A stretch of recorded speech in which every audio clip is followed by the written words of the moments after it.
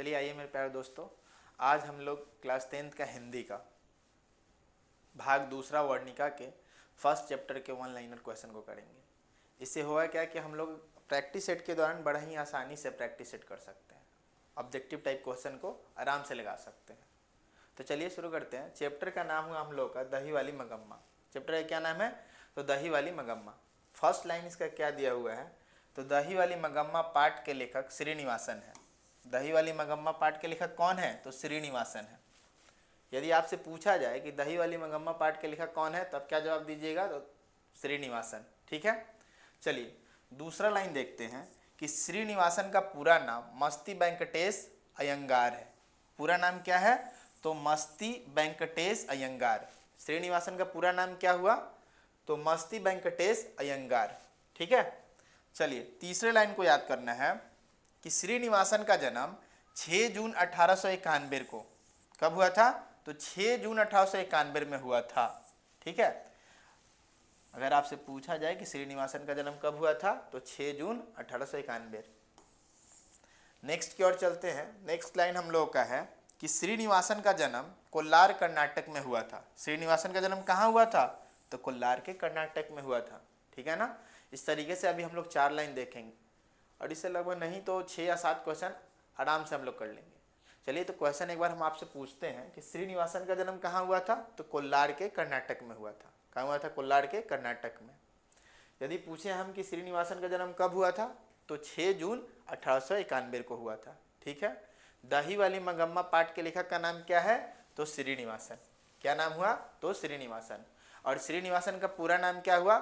तो मस्ती वेंकटेश अयंगार। ठीक है ना। तो चलिए आगे हम लोग चलते हैं। आगे लाइन यानी 5वां लाइन हम लोग का क्या हुआ? तो देखिए 5वां लाइन हम लोगों का है कि दही वाली मगम्मा पाठ के अनुवादक B.R. नारायण है। कौन है? तो B.R. नारायण अनुवादक, यानी हिंदी में अनुवाद किसने किया है? जो एक कहानी है कन्नड़ भाषा की है। किस भाषा की है? दही वाली मगम्मा जो कहानी है एक कन्नड़ भाषा की है, उसको हिंदी में रूपांतरण किसने किया है? तो B.R. नारायण ने किया है। याद रखिएगा कि दही वाली मगम्मा पाठ के अनुवादक कौन है? तो B.R. नारायण। दही वाली मगम्मा पाठ में मगम्मा क्या करती है? तो दही बेचती है। देखिए लाइन दिया हुआ है कि मगम्मा दही बेचती है। मगम्मा क्या बेचती है? तो दही। अगर आपसे पूछा जाए मगम्मा क्या बेचती है, तो दही बेचती है। दही वाली मगम्मा पाठ के अनुवादक कौन है? तो B.R. नारायण। ठीक है, नेक्स्ट लाइन चलते हैं। 7वां लाइन, मगम्मा का विवाद बहू से हुआ था। मगम्मा का विवाद किससे हुआ था? तो उसके बहू से हुआ था। अब बहू का नाम क्या था? तो नजमा। बहू का नाम क्या था? तो नजमा नाम था। चलिए आगे देखते हैं। अगला नाम है नजम्मा है बहू का नाम। देखिए यहाँ पे मगमा की बहू का नाम नजम्मा था। 8वें लाइन को देखिएगा आप, और 8वें लाइन में लिखा हुआ है कि मगम्मा की बहू का नाम नजम्मा था। क्या था? तो नजम्मा। ठीक है ना। चलिए अगला लाइन चलते हैं हम लोग। अगला लाइन क्या हुआ? 9वां लाइन है आपका कि दही वाली मगम्मा कन्नड़ भाषा की कहानी है। कौन सी भाषा की कहानी है? तो कन्नड़ भाषा की कहानी है। दही वाली मगम्मा किस भाषा की कहानी है? तो कन्नड़ भाषा की कहानी है। चलिए 10वें लाइन को देखिएगा कि मगम्मा मिठाई पोते के लिए ले जाती थी। मगम्मा किसके लिए मिठाई ले जाती थी? तो अपने पोते के लिए मिठाई ले जाती थी। ठीक है, आपसे अगर क्वेश्चन किया जाए कि मगम्मा किसके लिए मिठाई ले जाती थी, तो अपने पोते के लिए। ठीक है, चलिए 11वें लाइन को देखिएगा। दही वाली मगम्मा पाठ के केंद्र में मगम्मा थी। कौन थी? तो मगम्मा है। दही वाली मगम्मा पाठ के केंद्र में कौन है? तो मगम्मा है। या तो पूछ लिया जाए आपसे कि दही वाली मगम्मा पाठ में मतलब मुख्य पात्र किसका है? तो मुख्य पात्र मगम्मा का है। मुख्य पात्र में कौन है? तो मगम्मा। ठीक है, अगला लाइन चलते हैं हम लोग 12वें लाइन की तरफ। और 12वां लाइन क्या कह रहा है? देखिएगा एक बार। बोल रहा है कि अरे कहावत है दवा करने से तो मसान हो जाता है। यह कथन है। किनकी कथन है? तो मगम्मा की कथन है। किनकी कथन है? तो मगम्मा का। अरे कहावत है दवा करने से तो मसान हो जाता है, यह कथन मगम्मा का है। किसका है? मगम्मा का। अगला लाइन है, लड़का अगर कुछ उद्यम करता है तो उसे मना करने का हक मुझे नहीं, यह नजम्मा ने कहा। किसने कहा था? तो नजम्मा ने कहा था। और किसे कहा था? तो नजम्मा ने अपने सास को यानी मगम्मा को कहा था। ठीक है, मगम्मा की बहू का नाम क्या था? तो नजम्मा। चलिए 14वें लाइन को देखिएगा, मगम्मा एवं नजम्मा के बीच झगड़ा मिटाकर अच्छा संबंध स्थापित का माध्यम एक मगम्मा का पोता था। कौन था? तो मगम्मा का पोता ही था जो सास और बहू में अच्छा संबंध स्थापित करवा सकता था। ठीक है ना। तो अगर क्वेश्चन आपसे पूछा जाए कि मगम्मा एवं नजमा के बीच झगड़ा मिटाकर अच्छा संबंध स्थापित करने का माध्यम कौन था? तो मगम्मा का पोता था। ठीक है ना। इस तरीके से हम लोग चलते हैं 15वें लाइन वाले। 15वां लाइन हम लोग क्या कहता है कि दही वाली मगम्मा कहानी बहुओं को संदेश देता है। किसे संदेश देता है? तो बहुओं को संदेश देता है। पूरे लाइन को एक बार अच्छे तरीके से देखिए, दही वाली मगमा कहानी बहुओं को संदेश देता है। किसे संदेश देता है? तो बहुओं को। ठीक है, 16 नंबर में चलते हैं।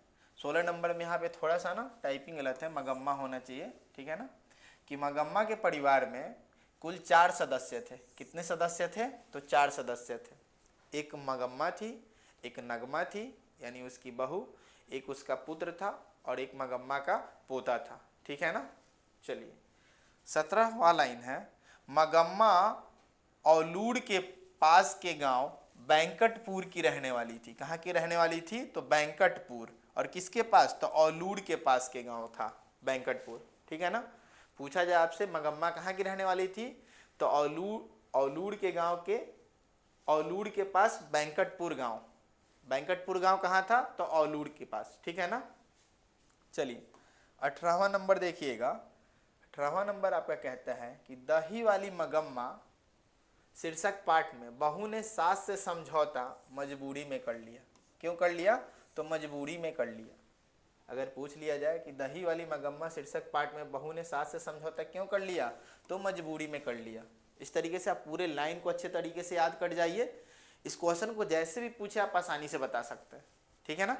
चलिए 19 नंबर क्वेश्चन देखिए। 19 नंबर लाइन है जो कि अमराई का कुआं रास्ते में था। अमराई का कुआं कहाँ था? तो रास्ते में था। ठीक है ना। अमराई का कुआं कहाँ था? तो रास्ते में। 20 वाला लाइन है, मगम्मा दही बेचने बेंगलोर जाती थी। कहाँ जाती थी? तो बेंगलोर। ठीक है ना। मगम्मा दही बेचने कहाँ जाती थी? तो बेंगलोर जाती थी। अगला है 21 नंबर, क्यों राक्षसी इस बच्चे से को क्यों पीट रही है, ऐसा मगम्मा ने कहा। ऐसा किसने कहा? तो मगम्मा ने।